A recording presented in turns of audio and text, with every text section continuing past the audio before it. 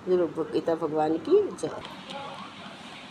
भगवान कहते हैं कि भगवान के नाम और गुणों का श्रवण, कीर्तन, मनन तथा शास्त्र द्वारा जप और भावत्म स्वरूपम शास्त्रों का पाठ को पढ़ने से इत्यादि से अनेक मनोकामनाएं पूरी होती। भगवत प्राप्ति के लिए बार बार करने का नाम ही अभ्यास है या प्रयास है। जो भगवत कार्य के लिए बार बार अभ्यास करते हैं, प्रयास करते हैं, उसी का नाम अभ्यास। जो बार बार कोशिश करते हैं उसी को अभ्यास करते हैं।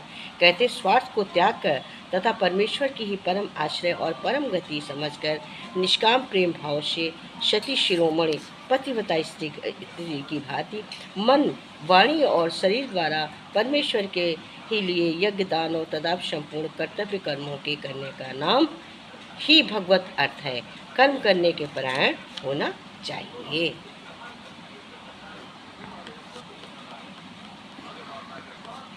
जैसे खेतों में बीजे हुए बीज को उनके अनुभव फल समय पर प्रकट होता है, वैसे ही इसमें बोए हुए कर्मों के संस्कार रूप बीजों का फल समय पर ही प्रकट होता है। इसलिए इसका नाम क्षेत्र ऐसा ही कहा जाता है। जब हम बीजा बोते हैं तो जब सीजन आएगा तभी पेड़ निकलेगा, सीजन पर ही फल लगेंगे। उसी तरह से जब हम यथासंभव अपनी शक्ति के अनुसार, जब हम थोड़ा सत्संग में जाते जाते या पूजा करते करते, प्रभु का मनन हृदय में करते करते जब हम समझने लगते हैं तो हमारी ज्ञान चेतना खुलने लगती है। जैसे मकान हम अंदर से तो बना लेते, पूरा मकान हम बना लेते हैं, जैसे हम मकान बना लेते हैं, परंतु बाहर वाले तो देखते हैं मकान बन रहा, उनको तो समझ में नहीं आता अंदर अंदर हमने क्या बनाया, चाहे जितना अच्छा बनाया। लेकिन बाहर वालों को कब मकान दिखता है? जब हम उसको बाहर का प्लास्टर देखते तब उनको थोड़ा मकान दिखता है। जब उस प्लास्टर पर हम बाहर पुताई देते तब कहता लगता है अंदर से कुछ अच्छा मकान बना है। तब बाहर वालों को समझ में आता है कि मकान कुछ अच्छा बना है, और अंदर को तो नहीं जानते। उसी तरह से हमें अंदर से अपने से मजबूत बनना चाहिए। दूसरों की ना सोच को सोचते हुए, दूसरों की परवाह न करते हुए हमें अपने को अच्छा बनाना चाहिए। कहते हैं केवल एक सर्वशक्तिमान परमेश्वर की ही अपना स्वामी मानते हुए स्वार्थ और अभिमान त्याग करके श्रद्धा और भाव से रहित प्रेम से भगवान का निरंतर चिंतन करना चाहिए, वही भक्ति है। कहते हैं कि आकाश जिस प्रकार वायु, अग्नि, जल और पृथ्वी का कारण रूप होने से उसके व्याप्त करके स्थित में, वैसे ही परमात्मा भी सबका कारण रूप होने से संपूर्ण चराचर जगत को व्यास करके स्थित है। जैसे सूर्य की किरणों में स्थित हुआ जल सूक्ष्म होने से साधारण मनुष्यों के जानने में नहीं आता, वैसे ही सर्वव्यापी परमात्मा भी सूक्ष्म होने पर साधारण मनुष्यों के जानने में नहीं आता है। वो परमात्मा सर्वत्र परिपूर्ण है, सर्वत्र व्याप है। केवल उसे समीप जाने की ज़रूरत है, केवल उसको जानने की ज़रूरत है और उसको समझने की ज़रूरत है, ज्ञान करने की ज़रूरत है कि परमात्मा क्या है। कहते हैं एक घर लोग रहते थे, उनके घर के सामने एक सुनार रहता था। तो इन लोगों ने सोचा कि ये सुनार तो बड़ा ही मालदार है। चौकीदार को बताया कि ये सुनार बड़ा मालदार, सबको बताया कि बड़ा मालदार। तो उसने कहा कि ऐसा करते हैं कि किसी दिन इसको हम इनके घर से सामान उठाएंगे। जब देखा कि आज ये सब हो गए तो उसने क्या किया, उसके घर से सारा सामान उठा लिया। सारा उस रात को उसको बेहोशी की दवा दे दी और सारा सामान सामने वाले उठा ले गए। जब सामने वाले सारा सामान उठाकर लेकर जा रहे थे तो उठाकर लेकर आए। उस समय चौकीदार भी वहाँ पर आ गए। भाई अब सबको बता ही दिया था कि ये बड़े आदमी हैं, और सामने वाले ने तो बेचारा बड़ा ईमानदार आदमी था, लेकिन अब चौकीदार ईमानदार नहीं था और सब ईमानदार। तो चौकीदार ने सोचा कि अब सब सो रहे हैं आमने सामने, इसका सारा सामान हम उठा लेते। चौकीदार ने सारा सामान उसका उठा लिया। अब जब कोई लेके जा रहा था तब तक कि सामने वाली की नींद खुल गई। उसने आके उसको रोका तो उसने कहा कि तुमने हमको क्यों रोका? उसने कहा नहीं, ये हमारा धर्म है, हम तुमको सामान लेते जाने देख रहे हैं तो हम तुमको ज़रूर पकड़ेंगे। तो उसने कहा कि नहीं, तुम हमको कैसे पकड़ोगे, हम तुमको पकड़वा देंगे। तो उसने कहा कि अरे नहीं, कुछ भी करो लेकिन हम तो तुमको नहीं ले जाने देंगे। उसने हल्ला मचा दिया खूब चौकीदार ने खूब हल्ला मचाया कि देखो चोरी हो गई, चोरी हो गई। सारे लोग इकट्ठे हो गए। तो क्या हुआ, वो सामान वो छुड़ा रहा था सामने वाला आदमी कि इनको दे दो, तो सामान उसके हाथ में था। अब वो पकड़ गया, खैर कोई बात नहीं है। जब वो पकड़ा गया तो सामान तो पकड़ गया, अब वो सामान भाई बंद हो गया। उस पर बहुत दिन केस चला कोर्ट में। जब केस चला तो उसने कहा साहब से कि साहब ये कैसी रीत है कि मतलब जिसने गुनाह किया उसको आपने एकदम बरी छोड़ दिया, हमको आजीवन मृत्यु की सज़ा दे दी। उसने कहा कि जो हमको मिला हमने क्या कहीं नहीं, लेकिन उसकी आंखों से झलक रहा था कि इसने ऐसा नहीं किया है। तो जज ने कहा उससे धीरे से कि ठीक है। उसने उस केस को उस दिन टाल दिया और उसने एक षड्यंत्र रचा। उस षड्यंत्र में उसने ये रचा कि एक दिन एक आदमी रोता हुआ दौड़ता हुआ आएगा और चरपैया में वो आदमी भी वही होगा जो वो सामने वाला था और इसको पता नहीं चलेगा। अब वो रोता चीख हुआ कि भाई आदमी मर गया, आदमी मर गया, रोता चीखता हुआ जब निकला, फिर उसने जज ने कहा कि ये वही जो आदमी सामने वाला है उसको झूठ मूठ घोषित करके चारपाई में लिटाओ और उसी चौकीदार को ताकने के लिए बनाया कि इसकी अर्थी जाए और लोग उसको लेके चले। तो उसी के सब परिचय के रखे गए चौकीदार के, जो उसको पाया उठा के चले वो भी चौकीदार के परिचय के थे और वो आदमी उसमें लेटा था। तो ये क्या कह रहे हैं, चौकीदार उससे कह रहा अच्छा ही हुआ आज ये मर गए, देखो हमने ऐसा ऐसा किया था, हमने इनको तो रंगे हाथ पकड़वा दिया था कि सामान इनको दे दिया, हम तो बरी बन गए, फांसी की उनको सज़ा मिली। ऐसा ही होता है सबके साथ। तो अब इसने तो सुन लिया ये चीज़, अब इसने सुन लिया। सुनने के बाद में जब ये ले जाया गया कि भाई इसको किसने मारा है, अब कत्ल का केस लगा था, ये फौजदारी का, ये जज के सामने लिटाया गया। उसने तो सब सुन ही रखा था। उसने जज को बताया कि ऐसे ऐसे देखो हमको कराया गया और ये सब हुआ है। तो इस तरह तो उनने जज ने उससे पूछा, जज ने उसको अरेस्ट कर लिया क्योंकि उसने सब टेप कर लिया था, सुन लिया था और मोबाइल रखा था, उसने टेप कर लिया था। षड्यंत्र तो रचा ही गया था। साहब ने कहा था हमको प्रूफ दो कि पकड़ा गया, तो उस षड्यंत्र में वो पकड़ गया। अब इसको तो फांसी की सज़ा थी, इसमें तो ये बरी कर दिया गया, ये सामने वाला आदमी इसमें बरी कर दिया गया। और ये जो सुनार था, जो इसने सब बोला था कि हमने ऐसे ऐसे किया, इसका टेप हो गया था, वहाँ साहब ने सुन लिया, जज ने।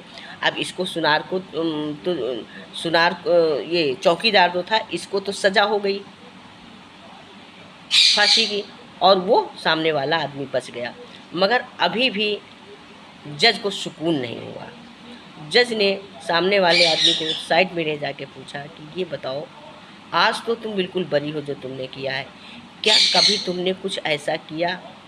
क्यों जब करोगे तभी कुछ ऐसा सामने आता, कभी किया होगा तभी तुमको ये सज़ा मिली थी, लेकिन इस समय तुम बरी हो गए कि तुमने अच्छा काम किया था, लेकिन कभी कुछ किया होगा तभी तुमको ये दोष लगा था, नहीं तो दोष न लगता।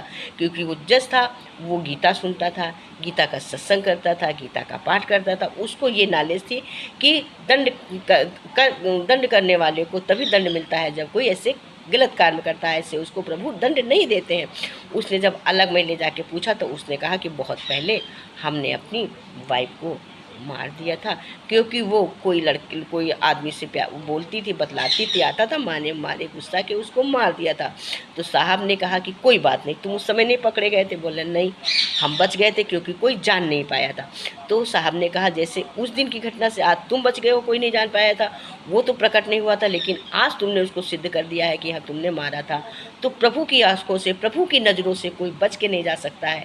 प्रभु सबको स्पर्श बुला लेते, जैसे 100 गायों के बीच में बच्चा अपनी माँ को पहचान लेता, गाय को गाय अपने बच्चे को, उसी तरह से भगवान अपने प्रेम करने वाले और क्रोध करने वाले सबको छांट लेते हैं।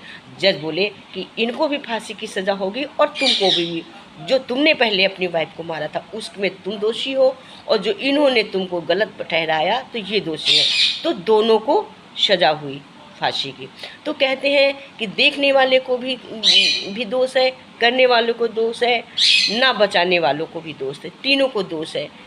इसलिए कहते हैं आत्मज्ञानी हमें ये सिखाता है कि हमें क्या उचित क्या अनुचित, कैसे हमें करना चाहिए, हमें नहीं करना चाहिए। आत्मज्ञान से ही हमें बुद्धि आती है। ये स्पष्ट होता है कि प्रभु की निगाह से कोई बच नहीं सकता है। तभी तो प्रभु कहते हैं, कृष्ण भगवान कहते हैं कि भरोसा खुद पर रखो ताकत बन जाती है, और दूसरों पर रखो तो कमजोरी बन जाती है। आप कब सही थे ये कोई नहीं जानता, लेकिन कब आप गलत थे ये सब जानता है। आप गलत कब थे, लेकिन आप सही कब थे ये कोई नहीं जानता। इसलिए भरोसा खुद पे रखो। कबीरदास जी कहते हैं, जीवन में मरना भला जो मारी भावे होए, मरना पहियो जो मरे अजय अमर होए। कहते हैं कि सबसे तो अच्छा है जीते जी मर जाना। जो जीते जी मर जाता है वो ज़्यादा अच्छा है। जीते जी मरने का मतलब सारी दुनिया के मोह माया को छोड़कर अच्छे कीर्तन भजन में लग जाना, अच्छी चीज़ों को सीखना, वो जीते जी मर जाना कहलाता है। सत्संग में जाओ और मर जाओ तो क्या कोई जाके मर जाता, वो अच्छा ज्ञान प्राप्त करने लगता है। जीते जी मरना मतलब अच्छा है। यदि कोई मरना चाहे तो मरने से पहले जो मरता है वो अजर अमर हो जाता है। जो मरने से पहले मरता है वो अजर अमर हो जाता है। इसलिए कहते हैं शरीर का मोह न करते हुए, समस्त संसार को अहंकार न दिखाते हुए प्रभु चरणों में लीन रहना चाहिए। प्रभु कहते हैं तुम्हारी कोई बुराई करे भलाई करे उस पर ध्यान मत दो, शांत रहकर अपना काम करते रहो, निंदा से मत घबराओ। जब तक जिंदा हो तब तक इंसान निंदा करेगा, मरने के बाद को तो तारीफ ही तारीफ है। जिंदगी भर निंदा सुनो, मरने के बाद तो लोग तारीफ करते कि फला बड़ा अच्छा था। घर ही में देखा जाता, जब तक सास ससुर रहते आदमी कहता बहुत खराब, जब मर जाते कहता मेरी सास बहुत अच्छी थी उनको पिंड दान दे दो, ससुर बहुत अच्छे थे उनको पिंड दान दे दो, उनको साड़ी दान दे दो। लेकिन जीते जी क्या देते हैं, जीते जी कुछ देते हैं। तभी एक आजकल देवी का नवरात्रि, इसमें ये भजन बहुत बोला जा रहा था, पत्थर की मूरत बोल रही क्या मुझे मनाने आया है, तेरी माँ जननी घर में तरफ रही क्या मुझे मनाने आया है। देखिए इस गीत के कितने सुंदर बोल है। पत्थर की मूरत बोल रही क्या मुझे मनाने आया है, पत्थर की मूरत बोल रही क्या मुझे मनाने आया, तेरे घर में जननी तड़प रही, तेरे घर में जननी तड़प रही क्या तुझे तरस नहीं आया, तेरे घर में जननी तड़प रही क्या तुझे तरस नहीं आया, पत्थर की मूरत बोल रही क्या मुझे मनाने आया है, घर में तेरी मैया भूखी है, घर में तेरी मैया भूखी है क्या उसने भोजन खाया, घर में तेरी मैया भूखी है क्या उससे भोजन पूछी है, मुझे भोग लगाने को बेटा, मुझे भोग लगाने को बेटा ये 56 भोग तो लाया है, मुझे भोग लगाने को बेटा ये 56 भोग तू लाया है, पत्थर की मूरत बोल पड़ी, पत्थर की मूरत बोल पड़ी क्या मुझे मनाने आया है, क्यों मुझे मनाने आया है, प्यासी घर में तेरी माँ बैठी, प्यासी घर में तेरी माँ बैठी वो बूंद बूंद को तरस रही,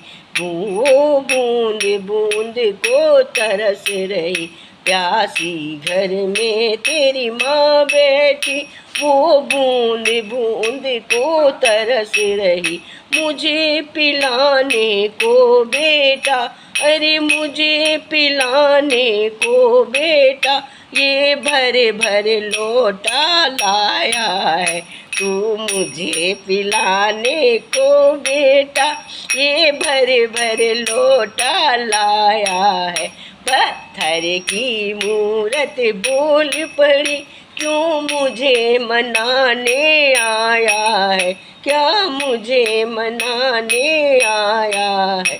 तेरे घर में जननी तड़प रही, तेरे घर में माया तड़प रही, क्या तुझे तरस नहीं आया है। तेरे घर में माया तरस रही, क्या तुझे तरस नहीं आया है।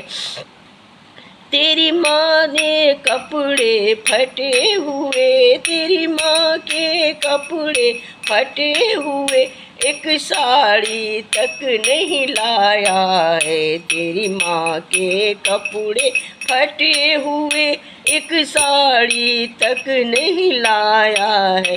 अरे मुझे ओढ़ाने को बेटा, तुम मुझे ओढ़ाने को बेटा, ये लाल चुनरिया लाया है। तुम मुझे ओढ़ाने को बेटा, एक लाल चुनरिया लाया है। पत्थर की मूरत बोल पड़ी, क्या मुझे मनाने आया है, क्यों मुझे मनाने आया है। तेरे घर में माया तड़प रही, तेरे घर में माया तड़प रही, क्या तुझे तरस नहीं आया है, क्या तुझे तरस नहीं आया है। तेरी एक झलक पाने को, तेरी एक झलक पाने को बेटा, कब से मैया तरस रही। एक झलक पाने को मैया, कब से वो तो तरस रही। मेरी एक झलक पाने को तू, मेरी एक झलक पाने को तू, मिलो चल कर के आया है।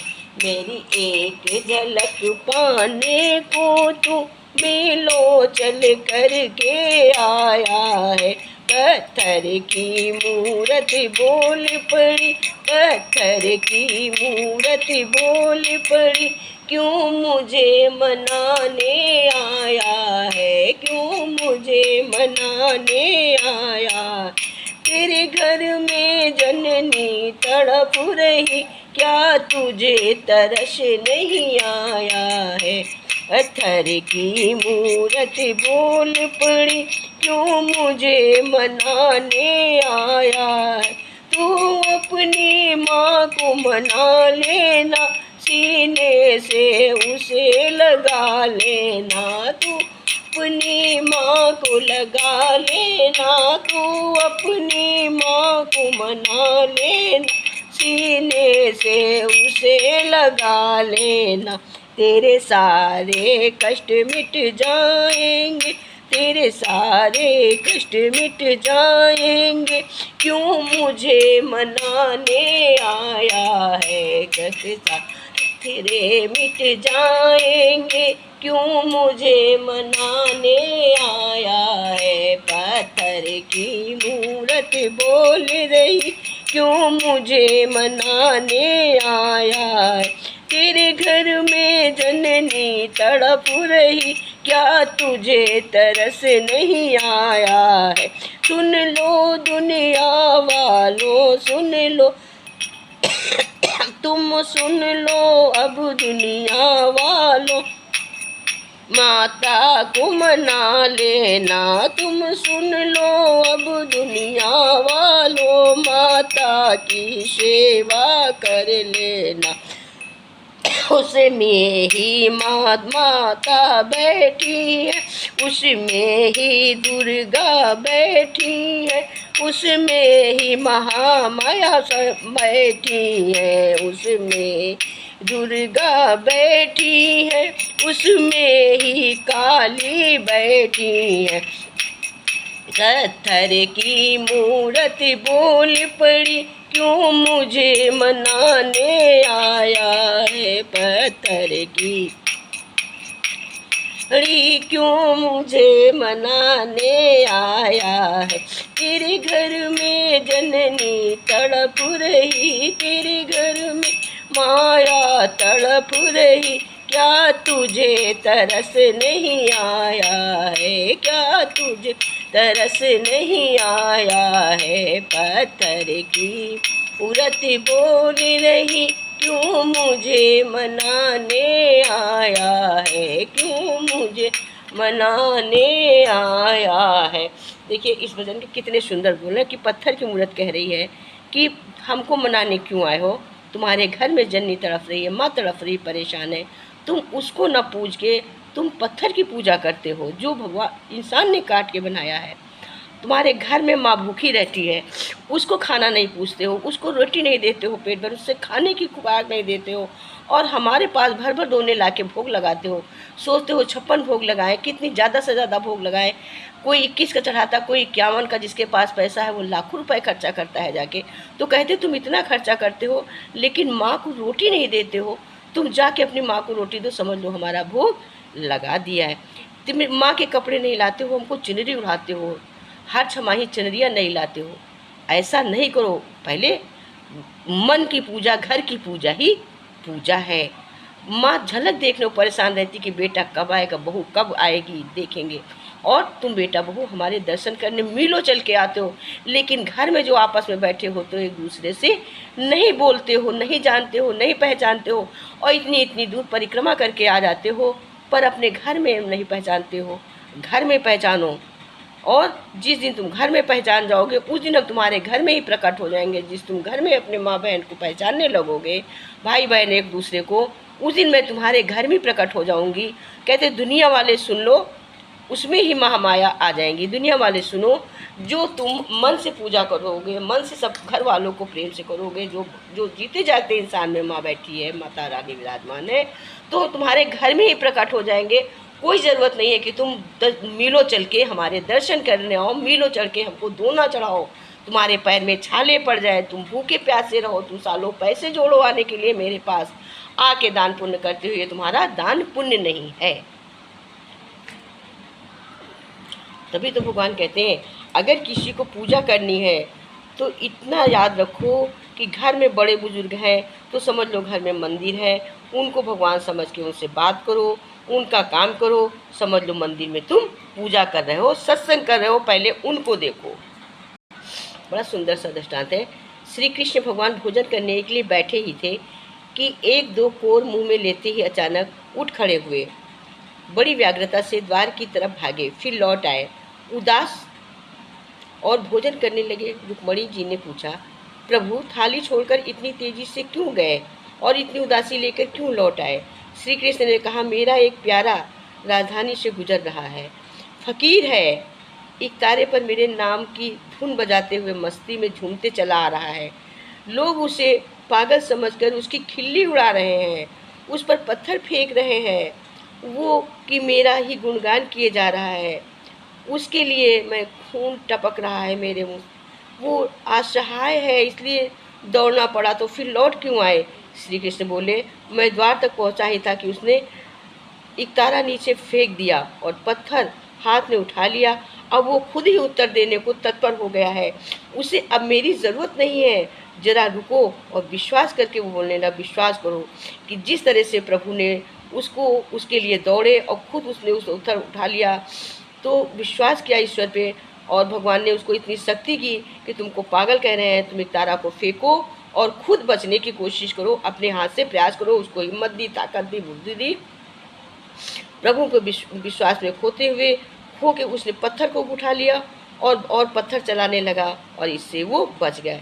इससे सिद्ध होता है कि जब भगवान के भक्त के ऊपर कष्ट आता है तो भगवान उसको साहस जरूर देते हैं, बुद्धि जरूर देते हैं, उसको काम में सफलता जरूर देते हैं। ऐसा नहीं कि भगवान नहीं बचाते, भगवान सबको बचाते हैं। भगवान ने बचाने को सोचा, उसने एक तारा फेंक दिया और वो खुद पत्थर से पार करने लगा, क्योंकि भगवान उसकी आत्मा में थे, उसे ज्ञान नहीं था। भगवान ने उसकी चतुर्नेत्र खोल दी, वो पत्थर चलाकर अपनी सुरक्षा कर ले गया।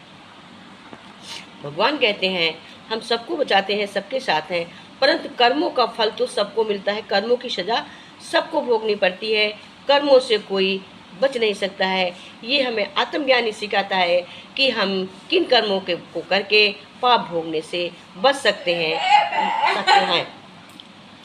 भोज के लिए एक व्यक्ति ने एक बार एक बकरे की बलि चढ़ाने की तैयारी करी आरंभ की। उसके बेटे बकरे को नदी में स्नान कराने ले गए। नहाने के समय बकरा एकाएक वहीं जोर से हंसने लगा, फिर तत्काल दुख के आंसू बहने लगा। उसके विचित्र व्यवहार से व्यक्ति के को बेटे ने उससे जब ऐसा करने का कारण जानना चाहा तो बकरे ने कहा कि कारण ये है, उसके पिता ने के सामने ही बताएगा।